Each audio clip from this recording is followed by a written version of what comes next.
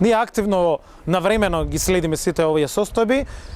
Направивме низа на средби со лозарите во Министерството на терен, направивме средби неколку со откупувачите, со винариите. Пред само 2 дена имавме една завршна средба со винариите, од која што заклучокот е дека оваа година ќе имаме повисоки откупни цени. Министерството е тука да го води диалогот, да биде медијатор помеѓу лозарите и откупувачите. Не да ги притиска едните или другите, не да употребува механизми кои што не се пазарни. Но во тој диалог произлегува фактите и аргументите дека винариите немаат залихи од купувачите оваа година. Имавме добра година, очекуваме побарувањата се околу 143 милиони килограми грозје оваа година. И на основа на сите анализи, заклучокот кој произлегува од сите констатации излезени од винариите, дека оваа година ќе имаме покачување на цената на грозјето.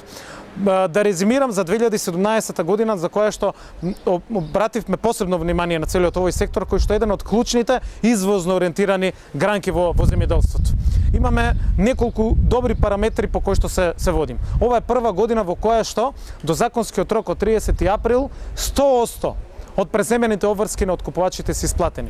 Ние цела година трошиме енергија на претходните решавања на проблеми од претходните години. Не исплатени субвенции од 2012, 13, 14, не решени статуси на некој од откупувачите, дали е тоа Винеа, дали е Стефани Вајнари, дали е особено Повардарие, каде што со целиот притисок, разговори, убедување, 4 милиони евра долг кој што ги има, околу 3,8 милиони евра веќе се исплатени кон лозарите.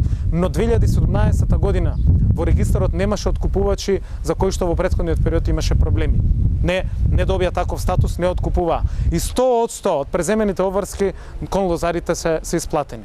Таа е првиот факт. Вториот податок официјален од извештаите на Министерството е за зголемувањето на откупната цена. Имаме зголемување на откупната цена во 2017 и за Вранецот 4%, за Смедеревката 8,4%, генерално за целиот откуп 11,5% имаме поголема откупна цена во 2017 од 2016. Односно во 2017 имаме највисока откупна цена на грозјето во последните 6 години. Тоа е исто така добар параметр. Третиот показател од официјалните извештаи дека од јануари до мај оваа година имаме 11% зголемување на извозот на флаширано и на наливно вино надвор од Македонија, особено на флаширано. Имаме добри показатели кои што се и резултат на политиките кои што ги водевме во претходниот период. Веднаш ги исплативме сите заостанати субвенции, 700 од претходните години, исплативме навремено зголемени субвенции од минатата година за 2017. Во првата година од мандатот